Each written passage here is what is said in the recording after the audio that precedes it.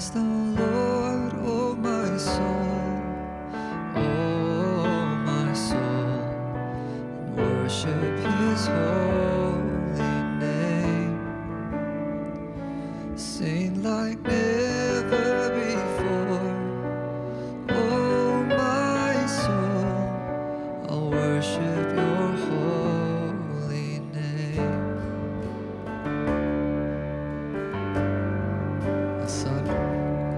The sun comes up, it's a new day dawning. It's time to sing Your song again. Whatever may pass and whatever lies before me, let me be singing when the evening comes. So bless the Lord, oh my soul, and oh my soul, worship His holy name. Sing like never before, and oh my soul, I'll worship Your holy name.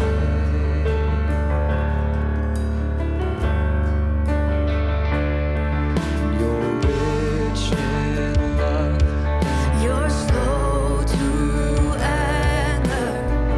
Your name is great and Your heart is kind. For all Your goodness I will keep on singing. 10,000 reasons for my heart to find.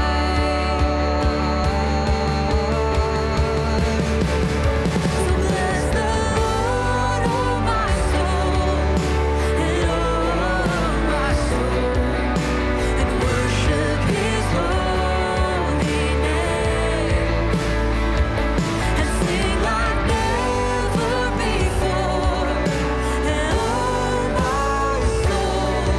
soul, I'll worship Your holy name.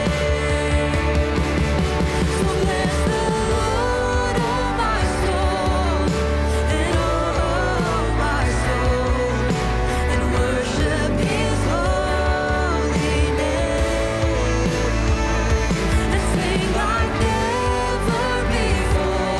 And oh my soul, I'll worship Your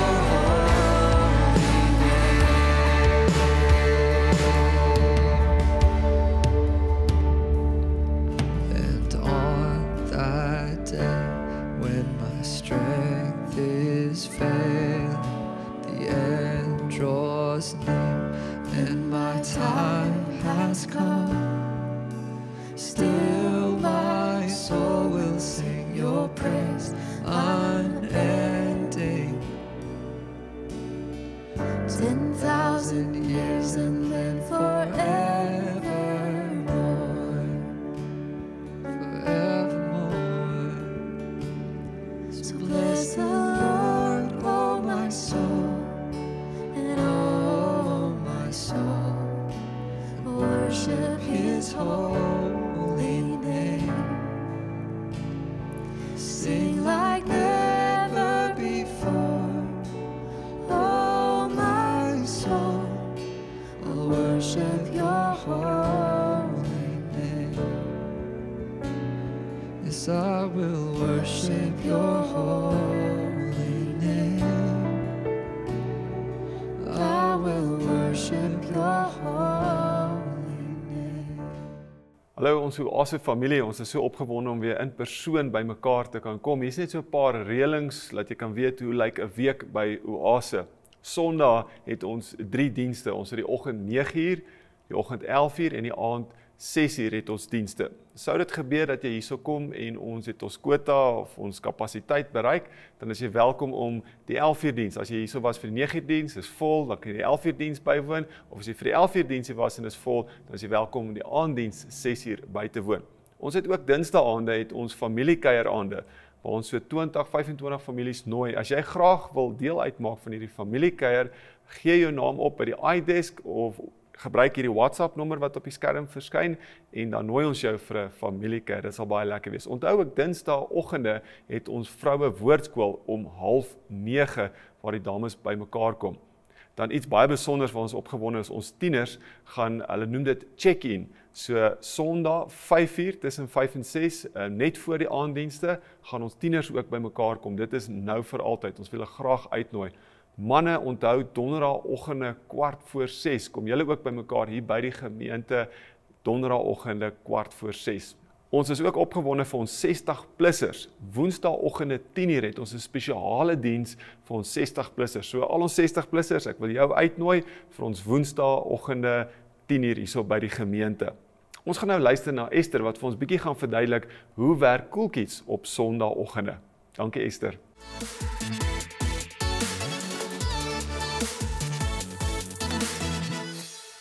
Hallo Cool Kids en ouers. Ons kan nie wag om julle 9:00 en 11:00 Sondag te ontvang nie. Kinders word steeds na die Cool Kids lokaal toe geneem en ons gaan vra dat julle dalk so bietjie vroeër kom en daar's 'n spesiale vormpie wat julle vir elke kind moet voltooi. Ons gaan dan ook hulle handjies saniteer en vra dat elke kind met 'n masker kom en hom ophou die hele tyd. En dan ons ouderdomme is van 3 jaar tot graad 6. Tribe is van graad 7 tot matriek en hulle kom agter by die Parents Lounge by mekaar tot na die worship diens en dan gaan hulle na hulle lokaal toe.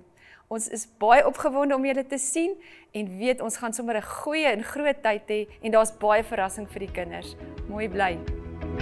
I lift my eyes, I lift my head, telling my soul to sing.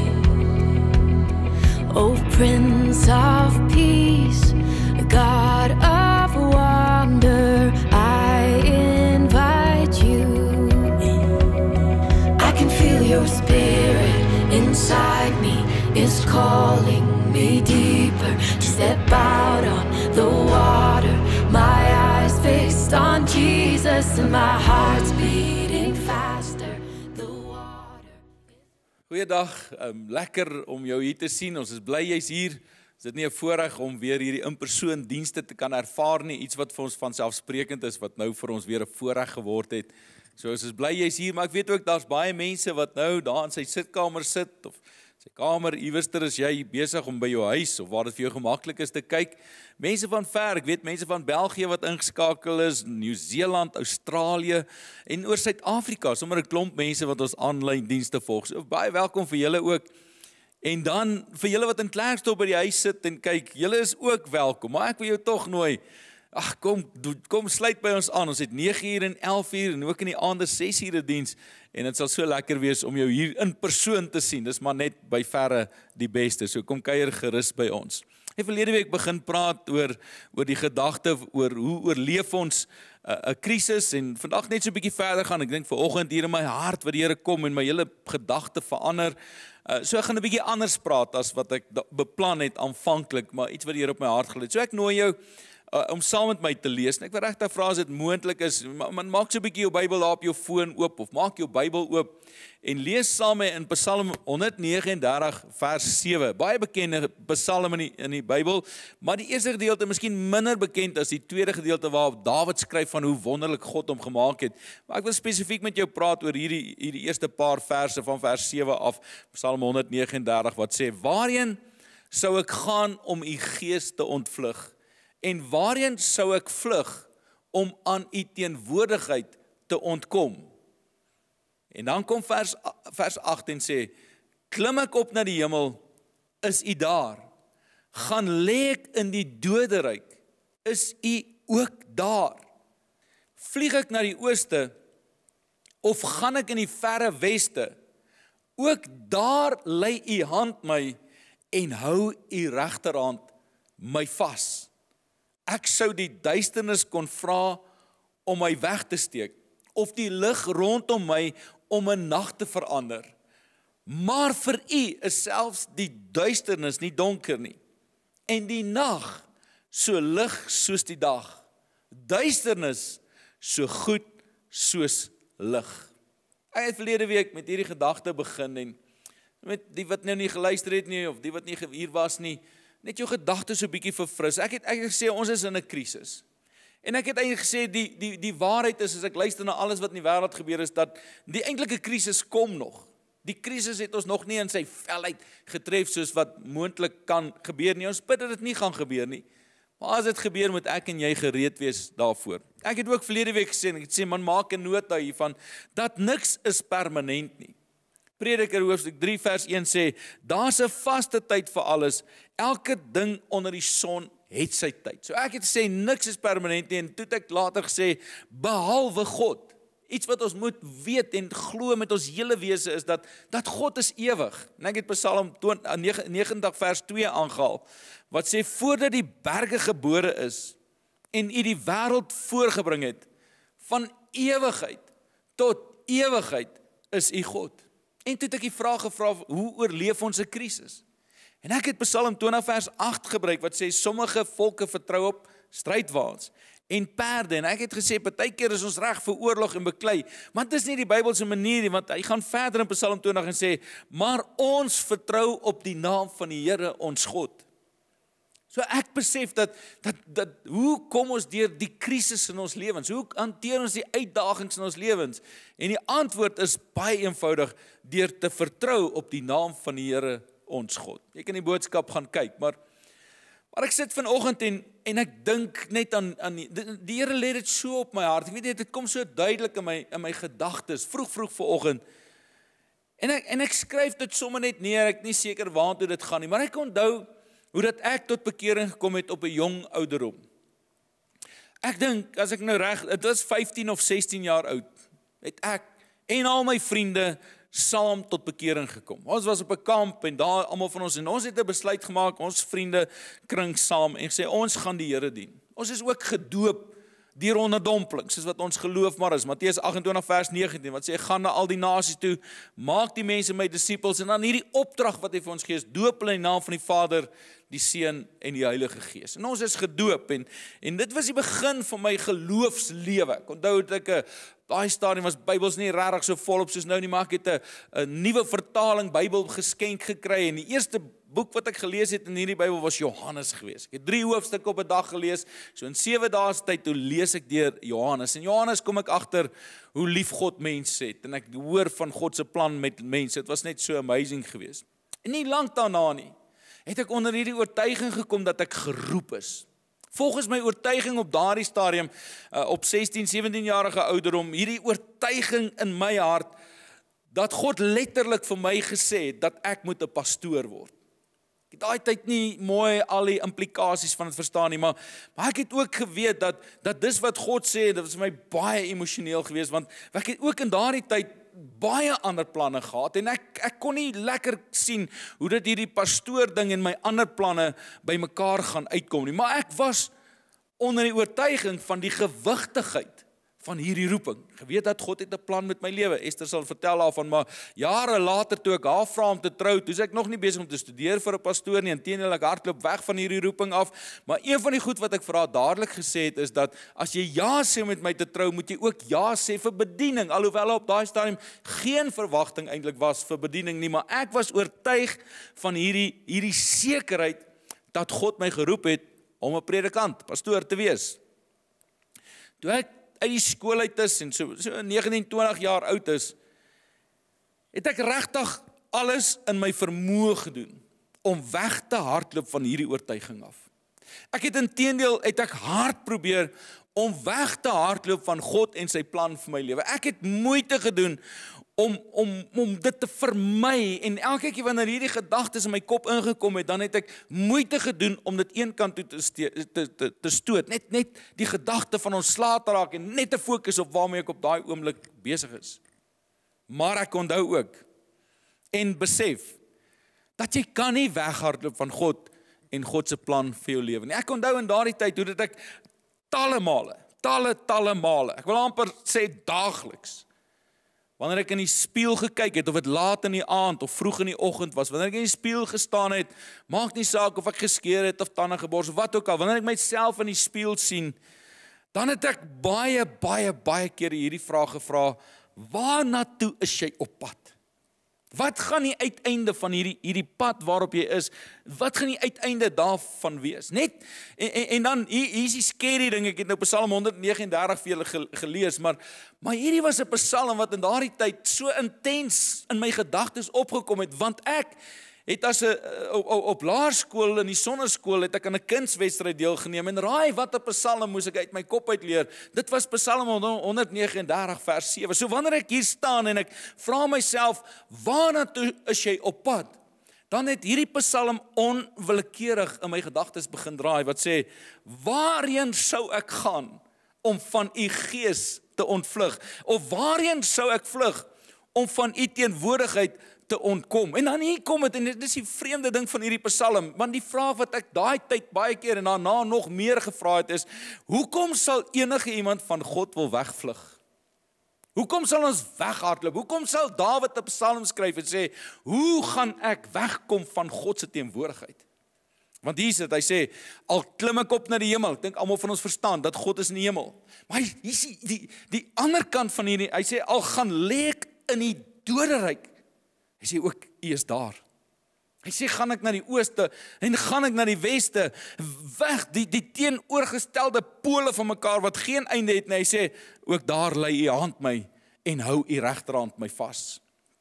Hy sê, ek sou die duisternis, want dis wat baie van ons dink ons kan van God weghardloop, deur duisternis na te jaag. Hy sê, ook wanneer ek in hierdie duisternis is, hy sê, al gaan ek so ver om die duisternis te vra, om my weg te steek, of die lig rondom my om donker te word, dan antwoord hy in vers 12, hy sê, maar vir u is dit nie net wonderlik nie, wanneer jy in die nag donker tyd van jou lewe is, dan is hier 'n antwoord vir jou, hy sê, maar vir u is selfs die duisternis nie donker nie, en die nag so lig soos die dag, die duisternis so goed soos lig.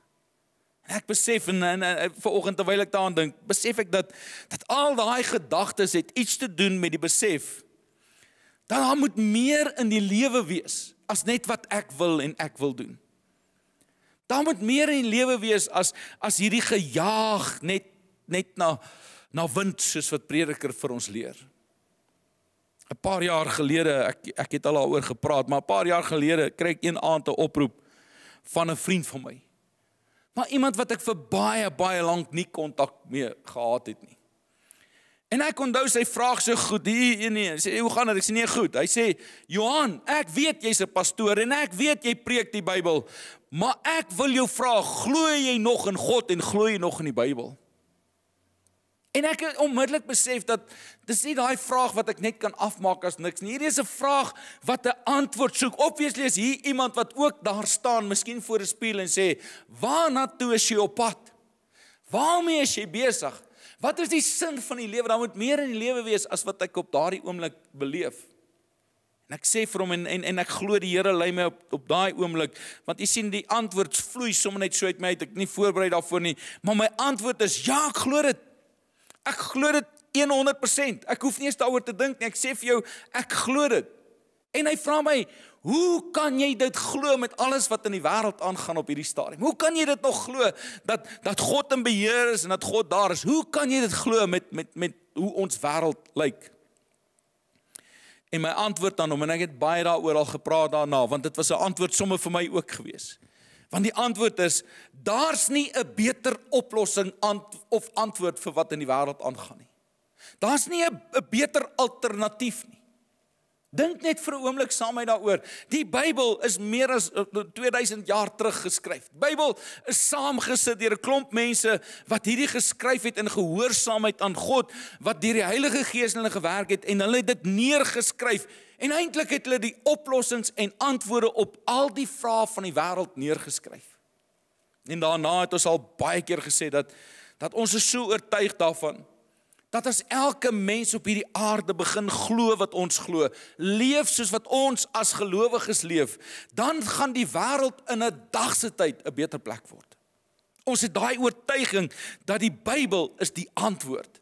God se woord is die antwoord. En vanoggend terwyl ek daaroor dink, besef ek net weer eens dat iets wat 2000 jaar terug geskryf is, en wat soveel antwoorde op die uitdagings gee, wat ek en jy vandag in die oë staar, dan besef ek net dat die Bybel moet bonatuurlik wees. Dit kan net nie anders nie. Ek is seker dat daar vandag baie mense is, wat soos ek, baie jare terug, hierdie vraag vra, waarna toe is ek op pad?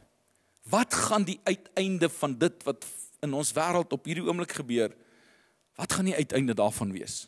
Miskien is jy soos ek, want dit voel regtig vir my, en dis 'n oortuiging maar my hart, voel vir my nie so bekommerd oor myself nie, ek is nie so bekommerd oor wat van my word nie, maar ek wil hê, dit met my kinders goed gaan, ek wil hê my kinders moet iets van die lewe beleef en ervaar, soos wat ek beleef en ervaar het.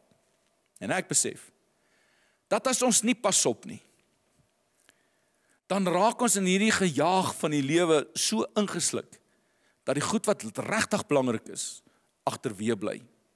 My ou boet sê altyd, hy kom dan huis toe, om vars toebroodjies te kom haal. Jy sien, as ons nie versigtig is nie, dan word ons lewens baie vinnig, en dit was wat voor COVID die geval was, en ek weet baie van ons is al reeds weer daar. Maar dis hierdie opstaan en gaan werk. Want ons het geld nodig, sodat ons kos kan koop, sodat ons krag kan hê, om te kan werk. En dan is dit weer 'n opstaan om geld te hê, om kos te koop, sodat ek krag kan hê, om te gaan werk. En so gaan dit net aan, so nou en dan het ek 'n afnaweek, of so nou en dan as ek gelukkig is, het ek 'n lang naweek, en as ek baie gelukkig is, dan het ek 'n vakansie, en dan betaal ek die res van die jaar in die vakansie af, maar dan sal daarom so wegbreek vir my, maar COVID-19 kom, en hy stop ons in ons spore, hy bring ons tot stilstand, inteendeel, bring die wêreld tot stilstand.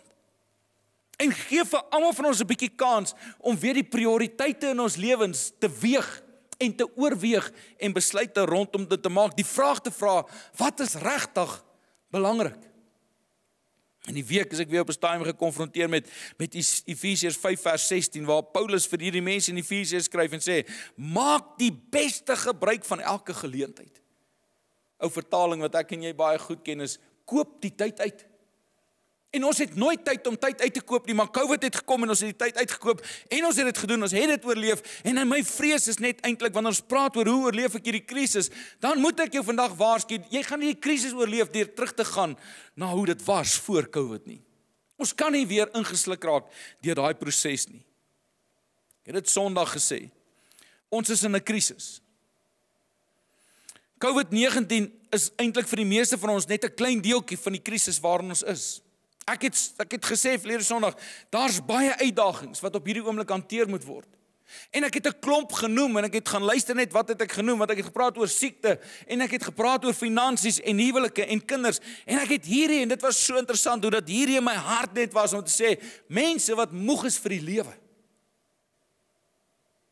En in hierdie week, dit is so interessant, hoe dat ek vroeg in hierdie week al by 3 geleenthede in 'n situasie kom waar mense met my praat en my eerste reaksie is, het jy geluister na my boodskap Sondag? En die mense sê, nee, hulle het nog nie tyd nie, hulle gaan nog, hoe dit ook al, maak nie saak nie, maar hoe dat ek op Sondag gepraat het oor hierdie gedagte wat moeg vir die lewe en ek het gesê, kry hulp. Ek dring aan en sê, man, julle moet met iemand praat, sien die rooi ligte, moet dit nie ignoreer nie. Hierdie spanning en vrees wat saam met alles wat in die wêreld gebeur, op hierdie oomblik gebeur, moet dit nie ignoreer nie. Jy kan dit volg op YouTube, jy kan dit volg op Facebook, dit word op Kruiskyk uitgesaai, en ek nooi jou om die boodskap te kyk, want dit is so belangrik om daarna te kyk, en dit bly vir almal wat kyk, en dit gaan nie oor my of views of wat ook al nie, dit gaan oor ek met my hele wese geglo het, na Sondag, die Here het 'n boodskap vir ons gegee, wat sê, pas op, as jy moeg is vir die lewe. Ons moet met mekaar praat daaroor. Moenie toelaat dat hierdie gevaartekens verbygaan nie. Moet dit nie ignoreer nie. Ek lees iewers in die week hierdie opmerking. Hy sê, be kind, because everyone you meet is fighting a battle. Be kind, because everyone you meet is fighting a battle. Almal van ons, elke ene. En dit is interessant dat hierdie week wat verby is, sodat ek by soveel geleenthede net agtergekom, ek praat van onderwysers wat oor kinders praat, ek praat van mans wat oor vrouens praat, vrouens wat oor hulle mans praat, ouers wat oor hulle kinders praat, en nie is die een ding wat ek agterkom is, we are fighting a battle. Ons is in hierdie stryd en ons het almal van ons het al die hulp, al die ondersteuning en eintlik al die simpatie nodig wat ons kan kry. Ons is almal op-COVID. Hierdie ding is besig om in ons gedagtes 'n nes te maak en ons emosioneel moedeloos en op 'n plek te bring waar ons bereid is om op te gee. En my preek vandag is nie meer te oortuig om die reëls te breek van COVID nie. Die reëls is daar, ons moet dit hou. Dis vir ons eie veiligheid. Ek is hier vandag om vir jou te sê dat hierdie is nie die einde nie. In hierdie tyd dis die tyd waar ek en jy moet verstaan, ja, we fighting a battle. Ons moet opstaan en ons moet verantwoordelikheid vat, nie net vir jouself nie, maar vir mekaar. Ons is in 'n krisis waarvoor ons nie gevra het nie. Dis regtig 'n geval van nou oes ons wat ons nie gesaai het nie. Dis nie ons skuld nie. Ons sit hier in 'n situasie omdat 'n Chinese iewers in 'n stad met die naam van Wuhan, wat niemand van ons nog ooit van gehoor het nie, besluit het om 'n vleermuis te eet. En nou is ek en jy letterlik besig om te oes wat ons nie gesaai het nie. En dis okay, partykeer wanneer dinge in jou lewe gebeur wat nie lekker is nie, en jy weet jy het 'n paar reëls gebreek, en nou moet jy verantwoordelikheid vat vir die reëls wat jy gebreek het, of ons kan die duiwel die skuld gee, you know, the devil made me do it, hoe dit ook al is, maar hier sit ons in 'n situasie waar ons nie reëls gebreek het nie, maar die hele wêreld word geraak deur iemand wat 'n reël iewers gebreek het. En ons is slagoffers daarvan. En dis my boodskap vir die tyd waarin ons is. Is nie nou tyd om op te gee nie. Dis nou tyd om met iemand te praat, dis tyd om uit te reik na ander mense, dis tyd om raak te sien dat ander mense ook in hierdie tyd uitroep en sê, sien my raak. Maak nie saak waar jy op hierdie oomblik bevind nie. Dis wat Psalm 139 van ons sê, jy kan letterlik nêrens heen gaan en van God se teenwoordigheid af wegkom nie. Dit is onmoontlik. Dawid besef dit, dat selfs wanneer dit op die donkerste nagtyd in jou lewe is, dan bly God die helder lig wat in daai donker wêreld inskyn. En slegte goed gebeur met goeie mense. En nog 'n trappie verder is dat slegte goed gebeur ook met God se mense. Gelowiges. Die slegte goed gebeur met ons en die vraag is, wat moet ons nou doen? Kan ek nog 'n keer sê, moenie opgee nie. Moenie toelaat dat hierdie moedeloosheid, hierdie wanhoop, die Engelse woord despair, moenie toelaat dat dit jou onderdruk en jou teneergedruk en op die einde van die dag depressief en moedeloos maak nie. Verstaan dit, hy is naby jou. Hy is met jou. Ek lees in Psalm 145 vers 18, hoor net hier. Die Here is naby aan almal wat hom aanroep. Die Here is naby jou. As jy iewers in hierdie week uitgeroep het, Here sien my raak, dan waarborg ek jou, die Here sien jou raak. In 2 Korintiërs 1 vers 4, hoor net hierso. Ons het 'n begrafnis in die week en ek lees hierdie teksvers net, maar hoor net hierso. Hy sê in al ons swaar kry, bemoedig hy ons. Dis nie mooi nie. In al ons swaar kry, bemoedig hy ons. Ek dink baie keer as ons deur 'n krisis kom, dan kyk ons terug en dink, hoe het ek dit reg gekry? Hier is die antwoord. Hy bemoedig ons. Hy doen dit sodat ons ook in staat sal wees om mense in al hulle swaar kry by te staan, hierso, met dieselfde bemoediging waarmee God ons versterk het. As ek en jy deur hierdie krisis kom, dan is dit omdat God ons bemoedig. En hy gebruik baie keer vir jou en vir my en mense om daai bemoediging in ons lewens te wees. Ek en al die goed wat ek lees, dis daar so interessant, hoe trek dit my baie keer net na hoe ons deur krisistye uitdagings kom, maar hoor net hierdie mooi aanhaling. Hy sê human history sparkles with the testimonies of people who could have been victims but who decided to be victors. Die geskiedenis is vol daarvan, en wanneer jy met die meeste van daai mense praat, dan is die antwoord elke keer, die Here het my deurgedra. Toe dit in my donkerste tyd was God daar gewees. Ons in ons Afrikaanse omgewing praat baie maklik van wanneer ons 'n krisis het. Dis nag. Is dit nie daarom juis wonderlik om te hoor wat Psalm 139 van sê nie? Hy skyn soos die helder middagson in jou nag in. En hy maak dit helder lig. Hebreërs 13 vers 5 sê, ek sal jou nooit verlaat nie. Ek sal jou nooit in die steek laat nie. Miskien sit jy nou daar, waar jy nou is, en jy het nodig om dit te hoor. Jy sien, die krisis in jou lewe is van so 'n aard, dat jy desperaat op soek is. En hier is die belofte, ek het verlede week gesê, ons glo in die naam van die Here. Ons hou vas in die naam van die Here, soos Dawid voor Goliat staan, en sê, ek kom na jou in die naam van die Here. Soos ek en jy vandag, ons maak 'n besluit om in die naam van die Here te glo. Vashou in die naam van die Here. Vandag wil ek ook vir jou sê, ons glo in die naam van die Here, maar jy hou ook vas aan hierdie belofte in Hebreërs 13 vers 5. Ek sal jou nooit verlaat nie, jou nooit in die steek laat nie. En miskien sit jy nou daar, en jy voel, ag nee wat, ek is okay. Ek is nie middeloos nie, ek is nie depressief nie, I'm good. Dan ek is so bly saam met jou, maar ek wil nou vir jou sê, nou is jou verantwoordelikheid, om vir jou vrou te sê, is jy okay? Vir jou man te vra, is jy okay? Vir jou kinders te vra, hoe gaan dit met julle? Nie net, is julle alright? Okay, great, kom ons gaan aan nie. Maar om 'n oomblik te vat en stil te sit by hulle in die oë te kyk en te sê, hoe gaan dit regtig met jou? Ons leef in tye wat uitdagend is. Ons leef in tye waar mense emosioneel moeg en moedeloos raak. Ons leef in tye wat almal onseker is en nie weet wat gaan gebeur nie. En daarom het ons nodig om by mekaar stil te staan in elke huisgesin, elke man en vrou en elke kind, mekaar net so bietjie verantwoordelik te hou en te sê, hoe gaan dit regtig met jou? Jy okay? Wat kan ek doen om te help? Kan ek jou bemoedig met dieselfde bemoediging waarmee God my bemoedig? Kan ek jou ondersteun en bystaan? Kan ek 'n gebed doen vir jou? Kan ek jou net so 'n bietjie optel? Bel in die week iemand en ek sê, ek wil net weet hoe gaan dit daarso. En hierdie persoon se reaksie goed en dan net die uitdagings wat lê het en dan hierdie antwoord, dankie dat jy bel want dit sê jy dink aan ons. Moenie geleenthede laat verbygaan om aan iemand te dink nie. Heel eerste in jou eie huisgesin. Ek wil jou vandag vra. Hoe gaan dit met jou? Hoe gaan dit met jou? Is jy okay? Is jy moeg en moedeloos? Want ons wil jou help. Daar's 'n nommer op die skerm. Ag, en ek nooi jou uit. Dit word met groot vertroue hanteer. Maar as jy vandag nodig het dat iemand met jou praat, stuur vir ons net 'n boodskap op daai WhatsApp nommer. Save daai nommer op jou foon, dan gaan ons jou antwoord op hom.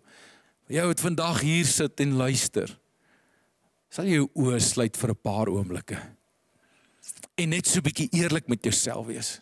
Jy sien, as jy jouself 'n punt uit 5 gee, waar 5 great is, jy's in die groen, alles is mooi, en waar 1 rooi is, waar die moeilikheid is, die gevaarteken, die robot is aan, jy moet weet, hier's gevaar, ek het hulp nodig. Wil ek vir jou, wees net eerlik met jouself. En miskien kan jy net deur jou hand so in die lug en op te steek, te sê, sien my raak, ek het gebed nodig. Daar waar jy by jou huis sit en luister, miskien kan jy hierdie oomblik net gebruik, en miskien vir jou man of jou vrou sê, kom ons bid net 'n bietjie vir mekaar, ek het dit so nodig. En terwyl jy daar sit, wil ek graag saam met jou bid.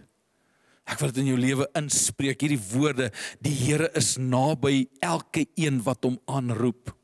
Ek wil dit oor jou lewe spreek, dat in ons swaar kry, is hy die een wat ons bemoedig. Ek wil dit oor jou verklaar, dat ek sal jou nooit verlaat nie, ek gaan jou nooit in die steek laat nie, sê die Here ons God. Sê op hierdie oomblik, en Paulus skryf dit op 'n plek, hy sê as hy swak is hy sterk, want God se krag word in ons swakheid volbring, sodat jy in hierdie oomblik daar sal voel, hoe dat God kom en jou ondersteun met krag uit die hemel uit, krag uit die hoogte uit, hoe dat jy op hierdie oomblik voel, hoe dat hierdie moedeloosheid plek maak vir nuwe moed, die hopeloosheid plek maak vir nuwe hoop, hoe dat daai kragteloosheid plek maak vir nuwe krag, want die Bybel sê die wat op die Here vertrou, kry nuwe krag. Kom ons laat toe dat hy ons op hierdie oomblik optel uit daai donker gat uit en sy helder lig in jou lewe inskyn en dat jy weer die wêreld in die oë kan kyk met nuwe hoop. Vader in die hemel, dankie vir die woord. Here, seën dit ons harte met die oortuiging, dis 'n waar woord, dis God se woord. Here, in die Bybel is onbevraagbaar die waarheid. Dit nou gesê, Here, vir 2000 jaar al gee dit antwoorde op ons vrae en uitdagings. Dankie daarvoor, Here, dat ons vandag nog steeds daaraan kan vashou en net 'n sekerheid in ons hart dat U deur die Heilige Gees in ons woon en ons in hierdie tyd bystaan soos wat net U dit kan doen. Ek bid dit in Jesus naam. Amen.